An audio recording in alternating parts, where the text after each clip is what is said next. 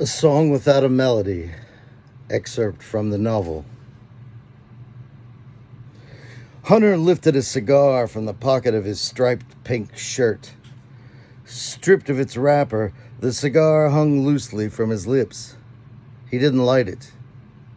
That would be rude indoors, even for the highest paid eccentric on the staff. You're getting the idea pretty quick. Have a specialty? No, sir. Like I said, I'll write whatever I'm told to write. Uh-huh, he said, nodding and chewing on his cigar. That'll change.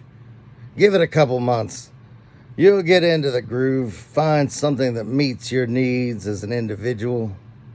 And the more stories you do on a subject, the better writer you'll be regarding that subject. He paused. Besides, you'll find Big Boss Lady likes the grunts to have a hobby. Why a hobby? So you'll have something to work on late at night, like tonight, for example, when everything's quiet. Nearly all the rest of us have gone home, and all you have to do is listen to the endless monotony of the police scanner, hoping for a fire or a major traffic accident to help you pass the evening. I see your point, but I'm too new at this. I've got no contacts. Don't worry. When you've been here long enough, everything falls into place. Whatever your interests are, you'll find a way to work them in one day. Then it'll happen for you. You'll excel. Personally, I've spent 10 years trying to excel, but all I know is politics. Nobody excels at politics. That's why you're a columnist.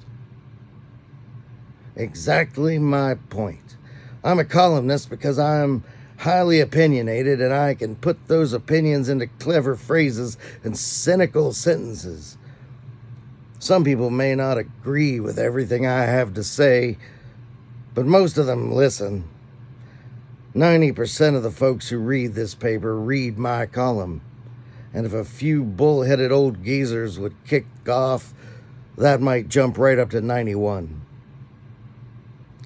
In any case, the vast majority do read it.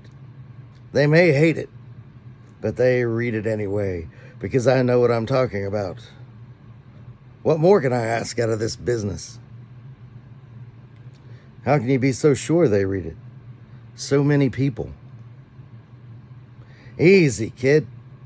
I know from experience, as will you. You'll know because they'll write you letters. Nasty letters most of the time. They'll call you up to chat and occasionally even to offer praise. But mostly, they'll call to yell and scream and do what the public tends to do. That is to say, they'll bitch and moan on topics about which they have no idea, they've considered very little, or they have very valid opinions that are just plain wrong. If you're unlucky enough not to be here, they'll call your answering machine and converse with it for 2 hours about how evil you are because you support this candidate, that proposal, this radical new idea.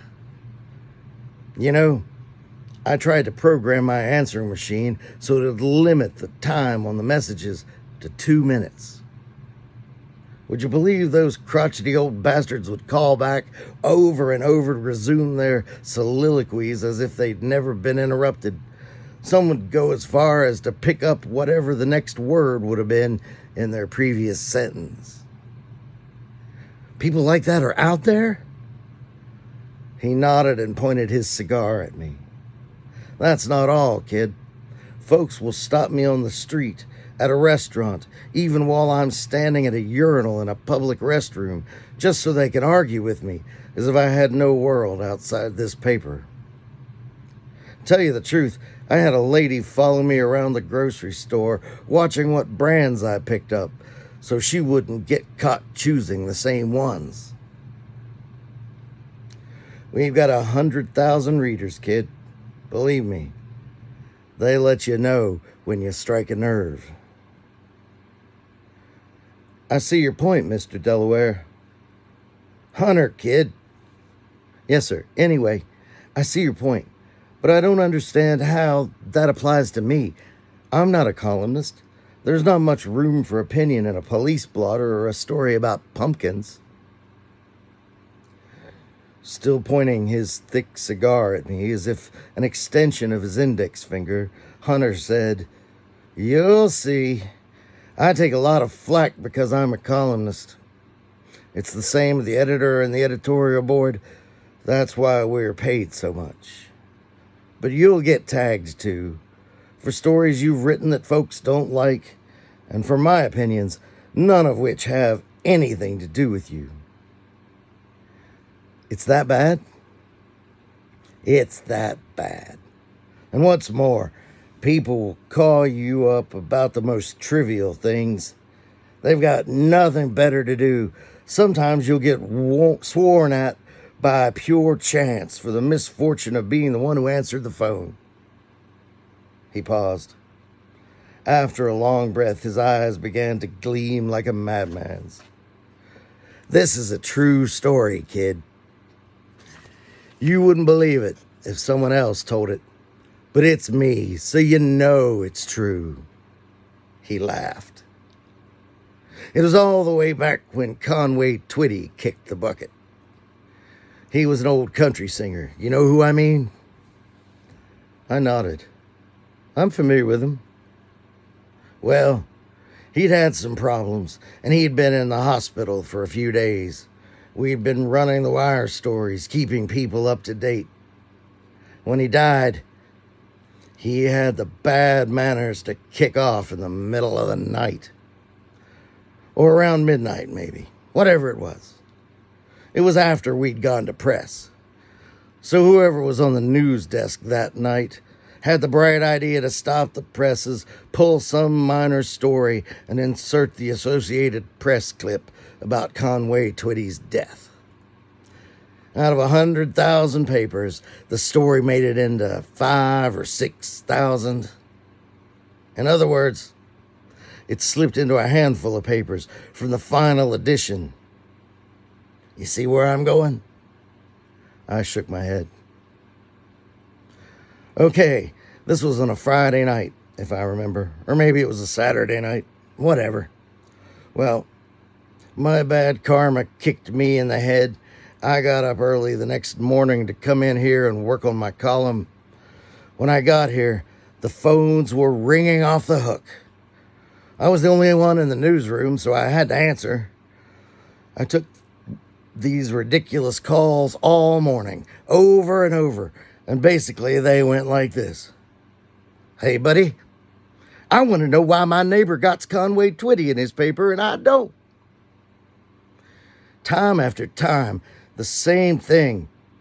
"Hey, buddy, where's Conway Twitty?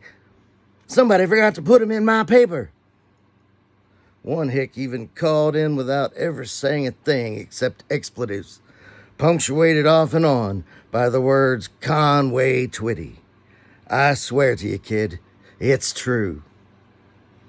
I cracked up, doubling over in my seat and holding my side. "I'm telling you straight, it was nothing but goddamn damned piece of shit Conway Twitty motherfucking bunch of pussy Conway Twitty, goddamn it." I felt like a piñata smacked too many times in the gut. I was laughing so hard I thought I might collapse from exhaustion or lack of air. Hunter didn't help matters much. Every time I started to get the fits under control, he'd say something like, "Hey, buddy, Conway's not dead, 'cause he ain't in my paper." Or, "You all killed Conway Twitty, now you're trying to keep it from me." Before I regained my composure, it seemed like I was the one who died. "Are they all that bad?" I asked. Not so sure I wanted to know the answer. "No, not all of them. The vast majority, but not quite all. Kid, Some of them might like you. Might even write you poetry.